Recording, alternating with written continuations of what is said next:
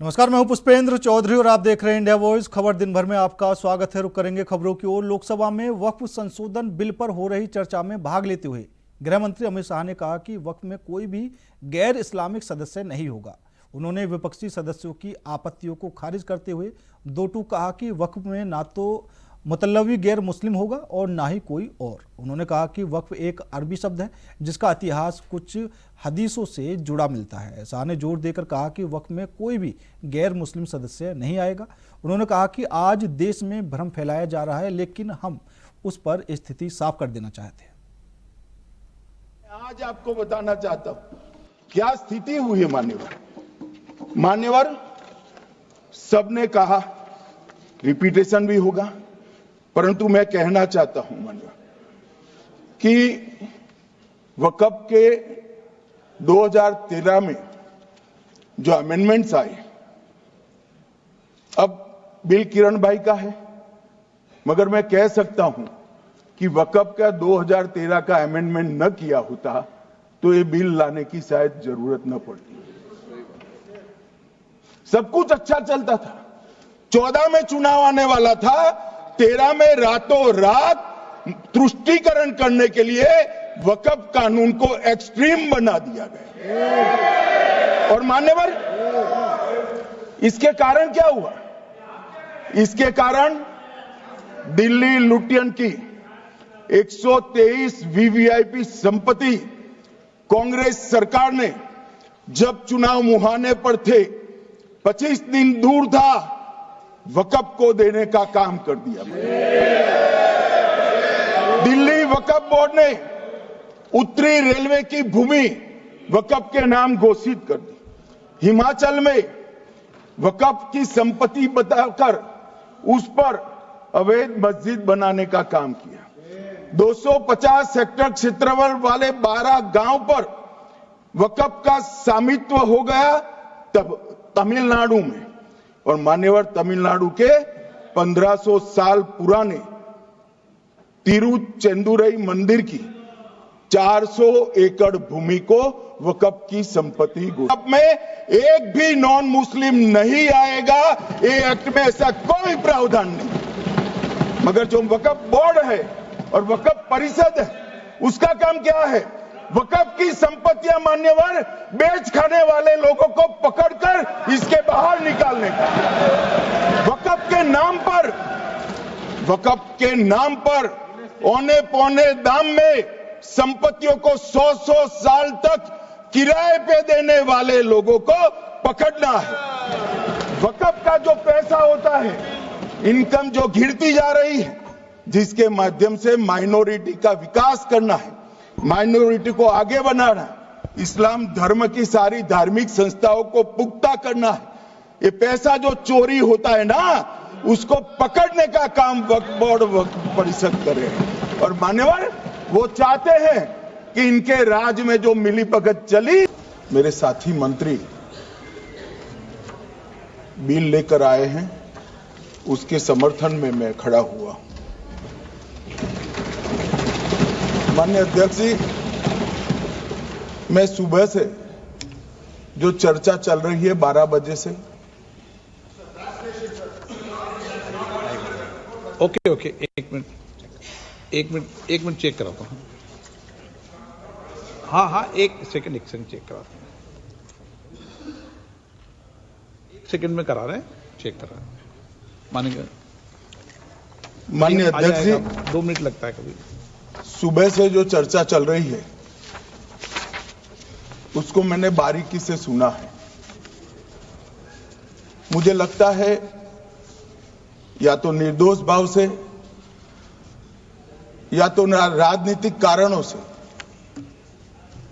ढेर सारी भ्रांतियां कई सदस्यों के मन में भी है और कई सारी भ्रांतियां सदन के माध्यम से, आपके माध्यम से पूरे देश भर में फैलाने का प्रयास भी हो रहा है। बिल पर चर्चा का जवाब तो माननीय रिज्जू साहब देंगे। मैं कुछ बातें यहां रखी है, इसको मेरी समझ के हिसाब से क्लैरिफाई करने का जरूर प्रयास करूंगा। ये वक्फ एक अरबी शब्द है। वक्फ का इतिहास मान्यवर कुछ हदीसों से जुड़ा हुआ मिलता है और आजकल जिस अर्थ में वक्फ शब्द का प्रयोग किया जाता है इसका मतलब है अल्लाह के नाम पर संपत्ति का दान, पवित्र धार्मिक उद्देश्यों के लिए संपत्ति का दान। मान्यवर वक्फ का समकालीन अर्थ, अभी जो अर्थ हम समझ रहे हैं वो इस्लाम के दूसरे खलीफा श्री उमर के समय में अस्तित्व में आया। एक प्रकार से इसकी आज की भाषा में व्याख्या करें तो वक्फ एक प्रकार का चैरिटेबल एंडोनमेंट है और जहां एक व्यक्ति संपत्ति, भूमि या मूल्यवान संपत्ति धार्मिक या सामाजिक भलाई के लिए दान करता है। लोकसभा में वक्फ संशोधन विधेयक 2024 को केंद्रीय संसदीय कार्य मंत्री किरेन रिजिजू ने पेश किया। सदन में बिल के पेश होते ही विपक्ष ने इसे लेकर विरोध करना शुरू कर दिया। संसदीय कार्य मंत्री किरेन रिजिजू ने कहा कि इस विधेयक में वक्फ बोर्ड के किसी भी धार्मिक काम में सरकार की ओर से किसी हस्तक्षेप की योजना नहीं है। उन्होंने आगे कहा कि वक्फ बोर्ड ने दिल्ली के एयरपोर्ट और वसंत विहार पर भी अपना दावा पेश किया था। बिल नहीं लाते तो संसद भी वक्फ की संपत्ति होती। हम किसी मस्जिद के मैनेजमेंट को नहीं छेड़ेंगे। इस बीच सांसद रविशंकर प्रसाद ने सदन में वक्फ संशोधन बिल से मुस्लिम समुदाय को होने वाले फायदों के बारे में बताया। उन्होंने चर्चा के दौरान सायरा बानो से लेकर मौलाना अबुल कलाम आजाद, डॉक्टर APJ अब्दुल कलाम, वीर अब्दुल हमीद, मोहम्मद शामी और सोनिया मिर्जा तक का नाम लिया। उन्होंने कहा कि यदि करिए साहबानों के केस में सुप्रीम कोर्ट के फैसले पर हो हल्ला किया गया, उस समय राजीव गांधी इस देश के प्रधानमंत्री थे। उस मुस्लिम महिला को मात्र कुछ रुपए दिए गए। क्या हो हल्ला किया गया? उस समय आरिफ मोहम्मद खान आपकी सरकार में मंत्री थे। अब मैं कुछ संपत्ति पर आता हूं। ये 8 लाख संपत्ति है, दुनिया की सबसे बड़ी संपत्ति है सर। और सर मुतवल्ली उसको मैनेज करता है। मैंने दिखा दिया, वो मैनेजर है। मैनेजर की अकाउंटेबिलिटी होती है कि नहीं? और सर मैं पटना साहिब का सांसद हूं सर। हमारे क्षेत्र में गर्दनी बाग में सर एक सरकारी जमीन पर तालाब है जहां लोग छठ में अर्घ देते हैं सर। हाई कोर्ट में सरकार ने कहा कि यह सरकारी जमीन है और वहां से 5-7 किलोमीटर दूर एक कब्रिस्तान है, 1920 का रिकॉर्डेड। कुछ लोग कहते हैं ये हमारा वक्फ है। हर बार छठ में खड़े हो जाते हैं। फतवा में यही काम किया। अभी तो सर अभी तो 113 बात की गई दिल्ली की। मैं सुन रहा था, उन्होंने कहा जो फोर्ट विलियम है ना कलकत्ता में, सेना का कमांड, वो भी हमारा वक्फ है। अब आगे तो कहेंगे कि पूरा हिंदुस्तान वक्फ है, क्योंकि हमारे यहां तो हमारे सम्राट हुए थे। क्या देश ऐसे ही चलेगा क्या? प्रयागराज में बोला, भोपाल में बोला, कहां नहीं बोला, मुंबई में बोला, जहां चले जाइए। सर ये देश ऐसे नहीं चलेगा। और मैं माननीय मंत्री से आग्रह करूंगा, एक बार सदन को विस्तार से बताएं जिस तरह से वक्फ का दावा किया गया, उसका दावा करने वाले कौन थे। और थोड़ा गहराई में जाएंगे, हम लोग भी देश घूमते हैं, तो मैनेजर साहब की बिल्डर से साठगांठ हो गई और वहां पर छूट गया था। मैं सर खुले दिल से आपको कहना चाहता हूं, लेकिन बहुत सोच समझ के साथ ये प्रावधान अमेंडमेंट हम लेके आ रहे हैं कि जब आप वक्फ प्रॉपर्टी क्रिएट करेंगे तो ऐसा नहीं होना चाहिए कि आप ट्राइबल एरिया में जाकर के आदिवासी का जमीन को आप वक्फ क्रिएट कर दें। ये नहीं होना चाहिए। इसलिए हमारा देश के आदिवासियों का संरक्षण को ध्यान में रखते हुए शेड्यूल 5 और शेड्यूल 6 में आप वक्फ प्रॉपर्टी क्रिएट नहीं कर सकते हैं। ये एक महत्वपूर्ण अमेंडमेंट लेकर आया है। डिटेल में अब आगे अध्यक्ष महोदय आपको मैं बताऊंगा। वक्फ ट्राइब्यूनल के बारे में सर मैं संक्षेप में, अभी फ्लोर खुलने वाले हैं। कानून प्रोस्पेक्टिव है, रेट्रोस्पेक्टिव नहीं है। ये आप लोग बहुत क्लियर से सुन लीजिए, ये किसी का जमीन छीनने का कानून नहीं है। ये किसी का राइट, किसी का हनन करके उसका प्रॉपर्टी को हड़पने का नहीं है। राज्य सरकारों को अधिकार दिया गया है कि जो ऑलरेडी रजिस्टर्ड है उसका तो कोई डिस्प्यूट नहीं है, लेकिन जो डिस्प्यूटेड है, जो कोर्ट में पेंडिंग है, उसको हम यहाँ कानून बना के कैसे हटा सकते हैं? कोर्ट का पावर को तो हम ले नहीं सकते सर। इसलिए यहाँ बार बार ये लोग माइक बजा बजा करके झूठ 100 बार भी बोलो, कुछ होने वाला नहीं है। सिटीजनशिप अमेंडमेंट बिल जब लाया गया था, वही लोग हैं जिन्होंने कहा था कि सिटीजनशिप अमेंडमेंट बिल पास होकर एक्ट बन जाएगा तो मुसलमानों का हक छिन जाएगा, उनका नागरिकता खत्म हो जाएगा। आज सीए लागू हो गया, बताइए किसी मुसलमान का अधिकार छीना है? किसी मुसलमान का नागरिकता छीना है? बताइए, क्या आप माफी मांगेंगे?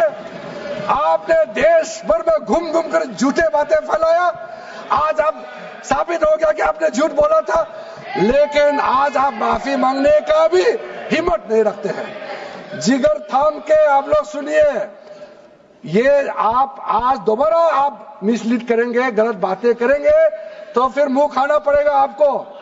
फिर कोई और बिल लेके आएंगे, फिर मैं आपका पर्दाफाश करेंगे फिर से। इसीलिए सर हम लोग तर्क पे जाइए, पॉइंट पे जाइए। इसलिए दूसरा, महिलाओं के लिए अध्यक्ष महोदय जी, क्योंकि फैमिली में पुरुष महिला सब होते हैं, तो इसमें हमने एक सिंपल प्रावधान रखा है कि एक कोई भी मुसलमान जब वर्क क्रिएट करता है, सबसे पहले उस परिवार में जो महिला का अधिकार है उसको सुनिश्चित करके ही आप वर्क क्रिएट कर सकते हैं। नहीं तो पहले ऐसा होता था, वर्क क्रिएट कर दिया, आपका बच्चों का अधिकार खत्म हो गया, महिला का अधिकार खत्म हो गया। आप वर्क उसी प्रॉपर्टी को क्रिएट कर सकते हैं जो आपका हकदार है, जो आपका 100% हिस्सा है, उसी को ही आप वर्क क्रिएट कर सकता है। बच्चों का और महिला का अधिकार नहीं छीन सकता है। ये बहुत बड़ा रिफॉर्म है। मुसलमानों में अगर वो चाहते हैं कि महिला आगे ना बढ़े तो ये लोग तो इसको विरोध करेंगे ही, लेकिन जो थोड़ा प्रोग्रेसिव सोचने वाले, जो थोड़ा बारीकी से अगर सोचेंगे तो कितना गलत बात है कि समाज में महिलाओं को दबाने का काम करते हैं और यहाँ जोर जोर से बोलते हैं। अध्यक्ष महोदय जी, सारा मैनेजमेंट जो सरकार का जमीन या प्राइवेट का जो जमीन है, इसका कलेक्टर को इन्होंने कमेटी के माध्यम से सुझाव किया है कि हर चीज कलेक्टर को क्यों ऑथोराइज किया गया है। तो कमेटी के बात को माना है कि कलेक्टर से ऊपर कोई भी अधिकारी, कलेक्टर से ऊपर जो अधिकारी है वो देखेंगे सरकारी जमीन और कोई डिस्प्यूट है वक्फ बोर्ड के साथ या किसी मुतावली के साथ डिस्प्यूट है, उसका जांच कलेक्टर के ऊपर अधिकारी करेंगे। ये कमेटी ने सुझाव दिया था और उसी को मान करके आज इस सदन में पेश किया जा रहा है। एक महत्वपूर्ण सुझाव हम लेके आ रहे हैं, अमेंडमेंट लेके आ रहे हैं, इसमें मैं मानता हूं कोई विरोध नहीं करेगा। ये इसमें शुरू में छूट गया था, मैं सर खुले दिल से आपको कहना चाहता हूं, लेकिन बहुत सोच समझ के साथ ये प्रावधान अमेंडमेंट हम लेके आ रहे हैं कि जब आप वक्फ प्रॉपर्टी क्रिएट करेंगे तो ऐसा नहीं होना चाहिए कि आप ट्राइबल एरिया में जाकर के आदिवासी का जमीन को आप वक्फ क्रिएट कर दें, ये नहीं होना चाहिए। इसलिए हमारा देश के आदिवासियों का संरक्षण को ध्यान में रखते हुए शेड्यूल 5 और शेड्यूल 6 में आप वक्फ प्रॉपर्टी क्रिएट नहीं कर सकते हैं। ये एक महत्वपूर्ण अमेंडमेंट लेके आया है। डिटेल में अब आगे अध्यक्ष महोदय आपको मैं बताऊंगा। वक्फ ट्राइब्यूनल के बारे में सर मैं संक्षेप में, अभी फ्लोर खुलने वाले हैं, मैं आपके हाथ फ्लोर छोड़ने वाले हैं, तो मेरा जो वाइंड अप को आप ध्यान से सुन लीजिए। जो ट्राइब्यूनल है, ट्राइब्यूनल में 2 मेंबर का हमने प्रस्ताव रखा था, तो कमेटी ने कहा कि 2 मेंबर ठीक नहीं है, इसमें 3 मेंबर होना चाहिए। ये प्रस्ताव भी मंजूर किया गया है। तो वक्फ ट्राइब्यूनल में 3 मेंबर होगा फिक्स टेन्योर के साथ, और उसमें आज टोटल लिटिगेंट्स 14,417 केसेस है। आप सोच के देखिए, तो ट्राइब्यूनल में जल्दी जल्दी केस डिस्पोज हो, 3 मेंबर्स का ट्राइब्यूनल बनाया गया है। उसके बाद में उसका टेन्योर को फिक्स किया गया है। उसके बाद में जो एक बहुत स्ट्रिंजेंट प्रोविजन था, पहले ऑटोमेटिक अपील करने का राइट नहीं था, स्पेशल रिव्यू पिटीशन ही कर सकते थे ट्राइब्यूनल के ऑर्डर के बाद। तो आज हमने एक अच्छा सोच के साथ खुला मन से ये कहा है कि अब अगर आप वक्फ बोर्ड का निर्णय से खुश नहीं है, वक्फ ट्राइब्यूनल का निर्णय से खुश नहीं है, तो आप अदालत जा सकते हैं। ये रास्ता भी हमने खोल दिया है। खबर जयपुर से है, जहां राजस्थान यूथ कांग्रेस के युवाओं को रोजगार उपलब्ध कराने के लिए एक नई पहल की गई है। यूथ कांग्रेस द्वारा जयपुर में जॉब फेयर लगवाया जा रहा है, जिसमें 150 से अधिक कंपनियां करीब 2000 युवाओं को हाथों हाथ रोजगार उपलब्ध कराएगी। बता दें कि कांग्रेस के छात्र संगठन NSUI की राजस्थान इकाई ने नशा छोड़ो अभियान के तहत साइकिल यात्रा निकाली, जो काफ़ी चर्चित रही। तो अब राजस्थान यूथ कांग्रेस ने प्रदेश में बेरोजगारों को रोजगार उपलब्ध करवाने की दिशा में एक कदम बढ़ाया है। बता दें कि जॉब फेयर में 10वीं और 12वीं से लेकर पोस्ट ग्रेजुएशन तक के बेरोजगार युवाओं को मौके पर ही रजिस्ट्रेशन होगा। साक्षात्कार के आधार पर उन्हें हाथों हाथ ज्वाइनिंग लेटर भी दिए जाएंगे। यूथ कांग्रेस अध्यक्ष और कांग्रेस विधायक अभिमन्यु पुनिया ने बताया कि पहले चरण में करीब 2000 युवाओं को मौके पर ही रोजगार दिया जाएगा।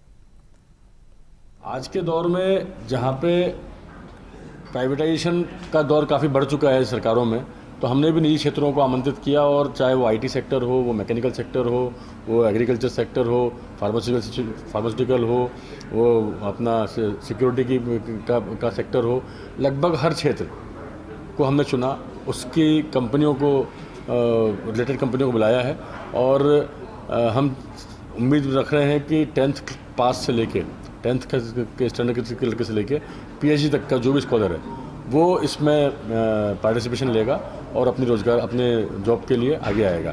9 बजे से शाम को 5 बजे तक 150 से ज़्यादा मल्टीनेशनल कंपनियां बेरोजगार युवाओं को हाथों हाथ जॉब लेटर देने का काम करेगी। इसमें 10वीं से लेकर ग्रेजुएट, पोस्ट ग्रेजुएट तक राज्य का युवा साथी शामिल हो सकता है। अपना इंटरव्यू के आधार पर, साक्षात्कार के आधार पर हाथों हाथ जॉब ले सकता है, और 2000 से अधिक नौजवानों को समय पर, उसी समय इंटरव्यू के आधार पर जॉब लेटर दिया जाएगा। इसमें हमारे राष्ट्रीय प्रभारी आदरणीय कृष्णा अलावरू जी, हमारे राष्ट्रीय अध्यक्ष उदय भानु चीफ जी के नेतृत्व में ये कार्यक्रम पायलट प्रोजेक्ट यूथ कांग्रेस का राजस्थान में होने जा रहा है। खबर जयपुर से है, जहां जिला पुलिस ने बड़ी कार्रवाई की है। बता दें कि पुलिस ने निजी बस चालकों और कंडक्टरों से अवैध वसूली करने वाले संगठित गिरोह का पर्दाफाश किया है। पुलिस ने गिरोह के सरगना सहित 4 बदमाशों को गिरफ्तार किया है। बता दें कि गिरोह को राशि नहीं देने वाले चालकों की बस पर गिरोह के सदस्यों द्वारा पथराव किया जाता था और यात्रियों की जान को भी खतरे में डाला जाता था। गिरोह के खौफ के चलते अब तक किसी भी बस चालक या कंडक्टर द्वारा पुलिस में शिकायत तक नहीं दी गई, लेकिन पुलिस को चौमू पुलिया पर प्राइवेट बस चालकों और कंडक्टरों से अवैध वसूली करने वाले गिरोह के बारे में सूचना मिली, जिस पर एक स्पेशल टीम का गठन किया गया। जिला पुलिस ने बड़ी कार्रवाई को अंजाम दिया है। DST इंचार्ज ने एक सूचना प्रेषित की कि चौमू पुलिया के पास में जो बस स्टैंड है उसमें एक अवैध गिरोह सक्रिय है, जो जितने भी प्राइवेट बस चालक कंडक्टर हैं उनसे जान की धमकी देकर यात्रियों पर हमला करने के नाम पर, बस पे हमला करने के नाम पर अवैध वसूली में सक्रिय है। सूचना की प्रकृति संवेदनशील होने के कारण DST इंचार्ज ने ये सूचना मुझे प्रेषित की और एक गोपनीय टीम का गठन किया गया।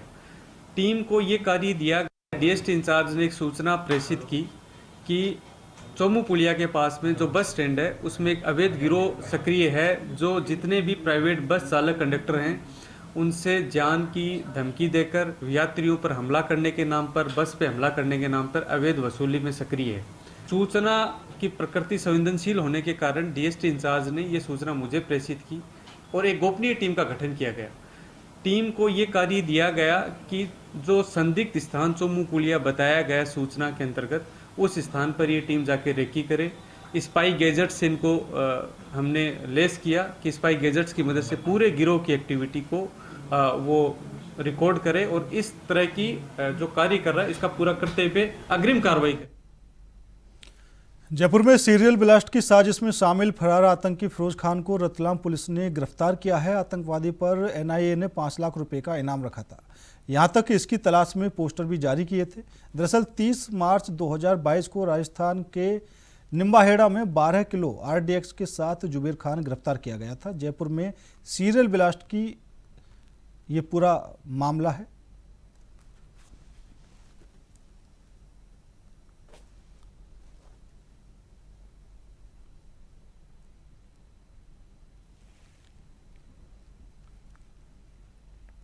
छत्तीसगढ़ में साय सरकार ने प्रदेश के छोटे व्यापारियों और मध्य वर्गीय परिवारों को राहत पहुंचाने के लिए 2 अहम फैसले लागू किए हैं, जो 1 अप्रैल 2025 से प्रभावी हो चुके हैं। वित्त मंत्री ओपी चौधरी के दिशा निर्देश पर इन निर्णयों को साल 2025-26 के बजट में शामिल किया जाएगा। मुख्यमंत्री साय के नेतृत्व में राज्य सरकार ने छत्तीसगढ़ के भीतर माल परिवहन के लिए अनिवार्य ई-वे बिल की सीमा 50,000 से बढ़ाकर 1 लाख कर दी है। यह निर्णय विशेष रूप से छोटे व्यापारियों को राहत देने के उद्देश्य से लिया गया है। इस निर्णय से व्यापारियों को 1 लाख तक के मूल्य के सामानों के परिवहन में अब ई-वे बिल की आवश्यकता नहीं होगी। इस निर्णय से राज्य में ई-वे बिल जनरेट करने वाले लगभग 26% व्यापारियों को ई-वे बिल जनरेट करने से मुक्ति मिलेगी। इस फैसले से ई-वे बिल जनरेशन में 54% की कमी आएगी।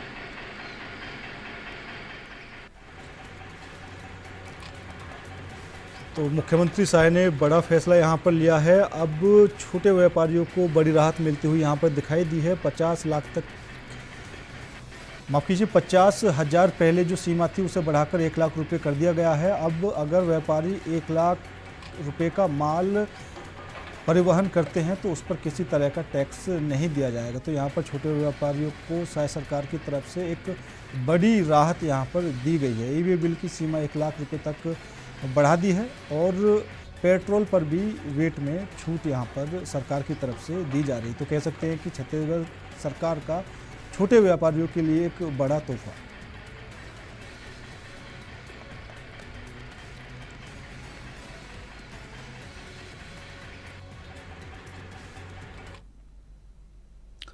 छत्तीसगढ़ के पूर्व मुख्यमंत्री भूपेश बघेल की मुश्किलें बढ़ती हुई नजर आ रही हैं। सीबीआई ने महादेव ऑनलाइन बैटिंग ऐप से जुड़े कथित घोटाले में छत्तीसगढ़ के पूर्व मुख्यमंत्री भूपेश बघेल के खिलाफ प्राथमिकी दर्ज की है।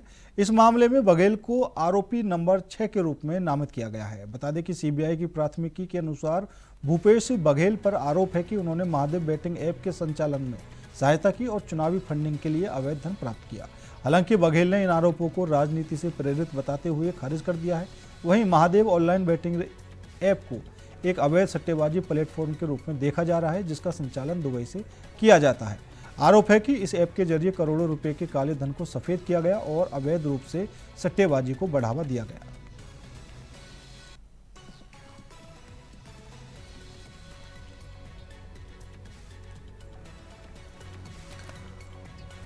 तो पूर्व मुख्यमंत्री भूपेश बघेल की मुश्किलें यहां पर बढ़ती हुई नजर आ रही हैं। महादेव बैटिंग ऐप से जुड़ा हुआ मामला है, जिस पर 6 नंबर आरोपी के रूप में उनको नामित किया गया है।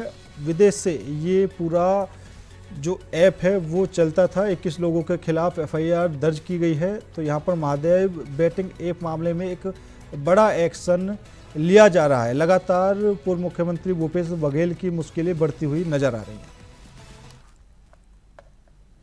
फिलहाल मेरे साथ इस बुलेटिन में इतना ही। बाकी देश और दुनिया की तमाम खबरों के लिए देखते रहिए इंडिया वॉइस।